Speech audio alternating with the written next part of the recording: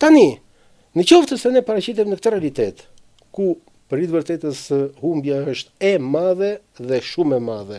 Dhe në qoftë se në debatet e para që kemi bërë në procesin zgjedhor, pra 15 ditën e fundit, në gjithë analizat që ne bënim kemi qenë dhe në tavolinë së bashku, ne kemi diskutuar jo fitoren e Partisë Socialiste, po fitoren plebiscitare të Partisë Socialiste.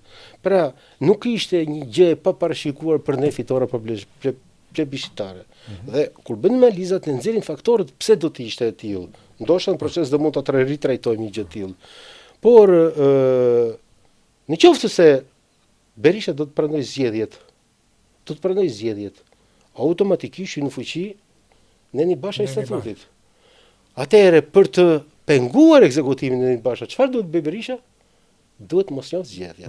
Kështu që aksioni i mosnjohjes së zgjedhjes Berishës ka vetëm një synim të vetëm, të justifikojë cënimin e Nenit Basha. Ç'është Neni Basha? Po nëse, nëse ai do t'i njohë zgjedhjet, mendonte se ka fuqi njëri ta rrëzojë atë?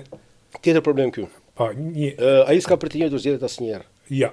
Kështu që mos e vernë, domethënë mos fillojmë të bëjmë alibira për gjëra të cilat janë absolutisht të padebatueshme. Sepse nëse ai njeh zgjedhjet, automatikisht do zbatohet Neni Basha. Kush do ta zbatojë? Do ta vazhdojmë. Nuk ka forcë në parti.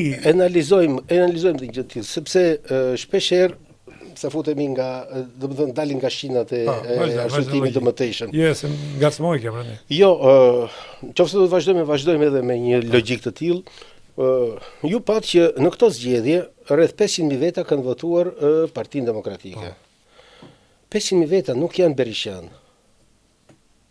Pra 500.000 veta nuk kanë ardhur në mbështetje të Berishës, por 500.000 veta përfaqësojnë një popull i cili është real opozitar në këtë Shqipëri demokratike.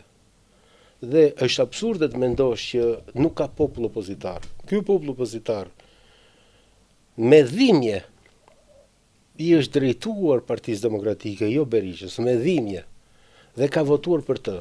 Por ky popull opozitar është prezent dhe është alternativ në këtë ambient shoqëror ku jemi ne. Dhe edhe sikur të mungoj Berisha, ky popull opozitar e ka domosdoshmëri një drejtues, i keq.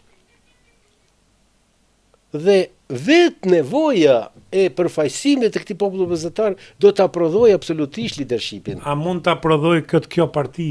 Kjo parti. Mëse mund duket kjo parti e biznesi falimentum. Atëre të dallojmë partinë nga klani uzurpator i partisë. Nëse ne gjithë tani kemi arritur të identifikojmë Partinë Demokratike me Sali Berishën, kjo është pjesë e propagandës historike të tij që të thotë jo, edhe strukturat.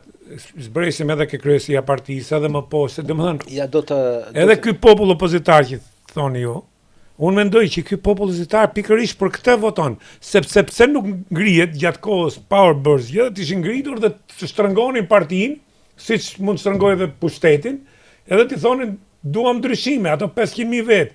Pa ato 500.000 vetë, unë nuk mendoj që janë njerëz që kanë një vetdije politike dhe duan të bëjnë diçka megjithëse për të mirën e partisë dhe për të opozitës, se s'kemi opozitës.